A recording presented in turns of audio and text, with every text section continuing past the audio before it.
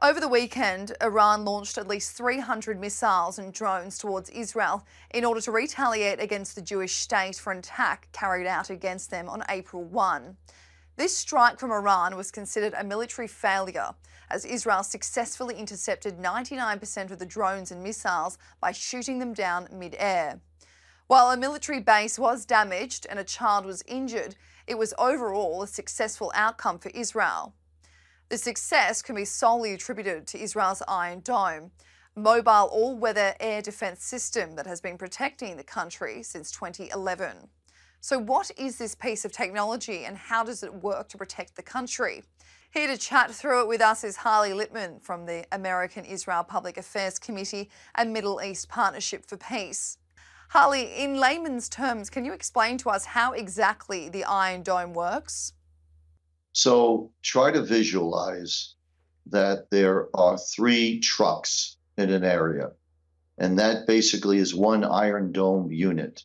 So one truck is focusing on radar, and that's how it tracks an incoming missile.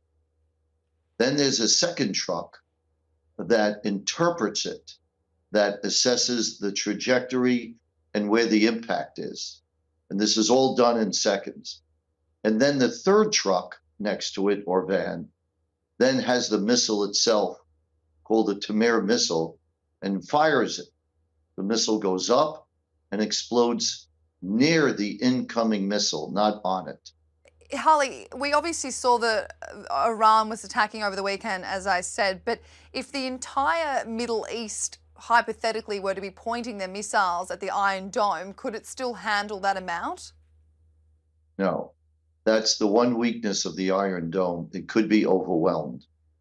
So an Iron Dome, a typical unit of Iron Dome, has 4 batteries that each have up to 20 missiles. And it can be overwhelmed.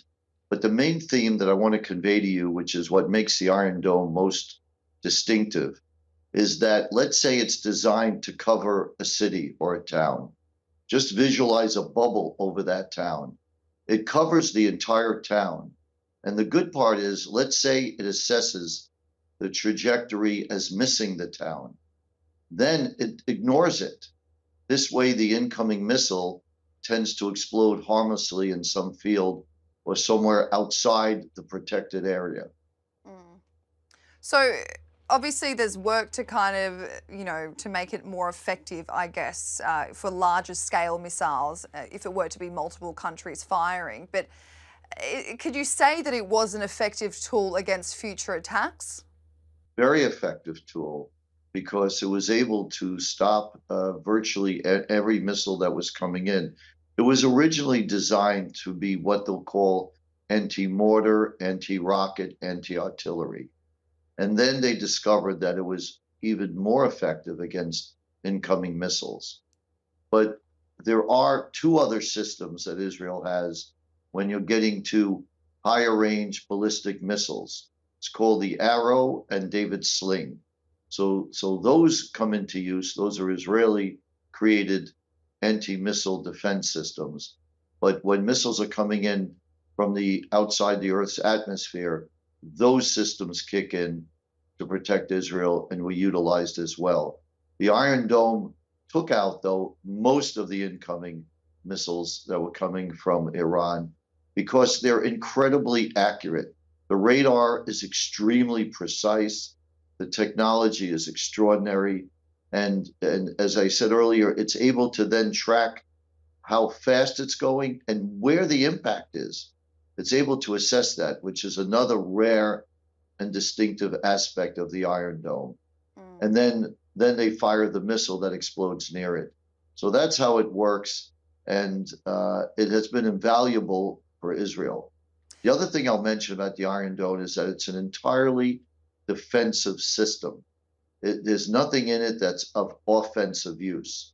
I say that because some groups that don't like what Israel's doing in the Middle East, they say that the United States should stop funding the Iron Dome for Israel. And the defense of the reasons to continue supporting Israel's purchase and use of the Iron Dome is that It's entirely defensive. It cannot be used for offensive purposes. Mm. So, well, on that note, if, a foreign enemy were to look at, I guess even stealing the Iron Dome, can it be can it be easily used in their area? Can they literally pick it up Well, and take it and use it? yeah, I mean, if they could figure it out, and that you have to be careful that the enemy never gets a hold of that, so Mm. they can do that. But Israel has enough right now, but it's very costly.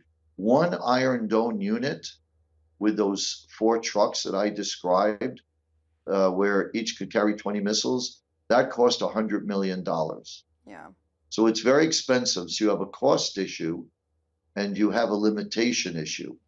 Now, that said, the Israeli military leaders and American military leaders are keenly aware of the weaknesses of the Iron Dome, and they're consistently upgrading it. So they are keenly aware of the risk that they could be overwhelmed. That's Mm. the biggest concern that Israel has in using Iron Dome. So they're busy working on countermeasures, and they're improving all the time. Mm. So it will be improved, kind of urgently, I guess, now that Israel is, Yes. more in the forefront of more enemies. Well, I think Israel would still be in trouble if Hezbollah fired all its rockets, and they have a huge amount. They could fire 20,000 rockets in one day. Iran could fire rockets. There are 5 nations that have targeted Israel, from the Houthi in Yemen to Syria to Iraq, Lebanon, and even Hamas still. It can reach a point where it can overwhelm Israel. Now, again, that said, the Israeli military leaders are keenly aware of that, and I'm sure they're trying to do everything they can to address that challenge. Harley, how far in advance can the dome detect rockets and missiles entering Israeli airspace? Is it within the tens of thousands of kilometers? How far away can No, they about see? a little over 100 kilometers. Okay. And how does the technology decipher between whether or not the incoming projectile is actually a security threat?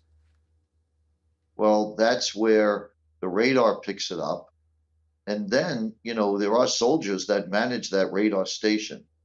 And then when the radar picks it up, it immediately goes to a command and control center that has elite officers with all their modern technology, and they're assessing exactly approximately impact, which they could figure out to an extremely precise point. And then they're figuring out then where to fire it so it explodes next to it, and the debris is what they're always worried about. So that debris, and they're firing it in such a way so it limits Mm. debris over any populated area. So But that's how it worked. Yeah. oh, well, I just want to get back onto, that point that you've just made. I wonder how you kind of minimize that damage on the ground if you're obviously exploding, a rocket in the air. How can you be 100% sure that the debris is far from hitting civilians and infrastructure if it was, if it was aiming for that? Well, you can't. Mm. And that's why there was one serious injury, fatality in Israel. Sadly, it was a Arab Bedouin girl, a young girl, who was hit by some of the debris. But given how populated Israel is, and given all the debris that fell, that was the only damage. So that's a good signal. That said, certainly Israel is at risk. If these are knocked over Tel Aviv or Jerusalem, you'll have a higher risk of damage and injuries from the debris, but it's not considered that significant. The real danger is to make sure you knock out the missile in the air. Mm. That's where the greatest damage will occur, is if the missile actually hits its target. And again, what makes the Iron Dome so unusual is that it's able to give that protective bubble over a strategic site like an airbase, or over a populated location like a town or a city. And it will really protect, as if you could imagine a bubble over a town. That bubble literally makes that town virtually impenetrable. Mm. So that's where it's done quite a remarkable job in protecting sites in Israel. Is it safe to say the Iron Dome, this piece of technology is Israel's biggest protector, even with, boots on the ground, even with the IDF doing as much as they can?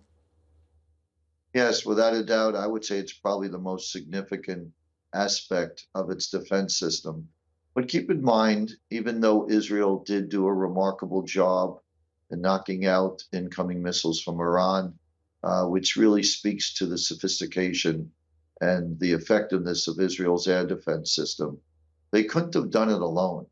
Remember, the United States, France, England, and even Jordan and Saudi Arabia joined in to help Israel. Mm. So again, while Israel, pound for pound, is arguably the best, perhaps in the world even, they are still a small nation, and they still need help from other nations. Iran is 8, 9 times the size of Israel, and they're extremely sophisticated in their missiles and drones. And what happens after any conflict is that the intelligence agencies of both sides are now using whatever data they are picking up from this to figure out now what happened, how can we do better. So the Iranians are now going to try to figure out if they have to fire again, how are they going to be more effective in causing more damage in Israel. Harley, getting into those allies you're speaking about, obviously under the Obama administration, the US helped Israel fund the Iron Dome, operational by 2011. What do you think occurred in those initial conversations about the investment in this machinery from the US side?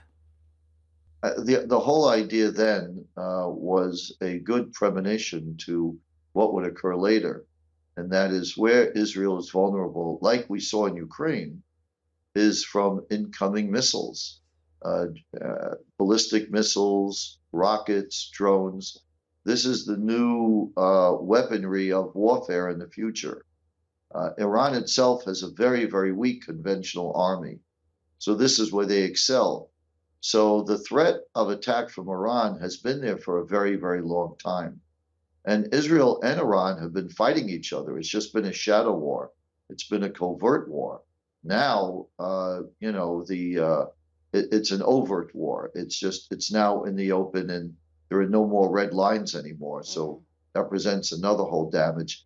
But the main theme of the Iron Dome was precisely to protect Israel from attacks from whether it be Hamas, because the Iron Dome was used very effectively.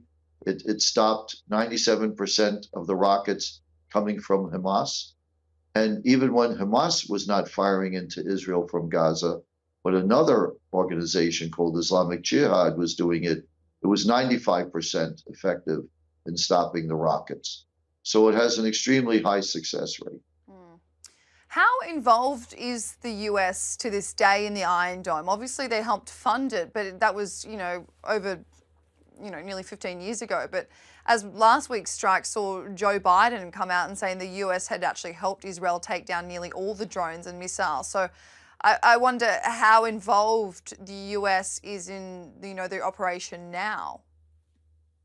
The United States has been very involved. I think what made this so effective in terms of Israel stopping the missiles coming from Iran was that it was extremely effective teamwork as a coalition, which I think is one of the hopeful signs of the future, that nations could get together and as a unified force say to an aggressor, this will not stand, we're not going to have this, and they could be very effective. Harley, just finally, would you be surprised if the Iron Dome or, a technology similar to it would be implemented into Western countries, just seeing how successful it's been in Israel? It already is. My understanding is that countries in Europe, like Poland and others, have already purchased a lot of Israel's air defense system. What about the United States? The United States as well. This is proven to be, there's nothing better than the learning experience of a battle to see what works well and what doesn't, and then how to improve on it. Nothing is more important than practical experience when you're dealing with advances in making missile systems better. So yes, the Iron Dome is also in the United States. It's in certain countries in Europe, and especially given how well it's done recently, it's going to be in high demand in many countries all over the world. Harley Lippman, thank you so much for your time today. My pleasure. Thank you for having me.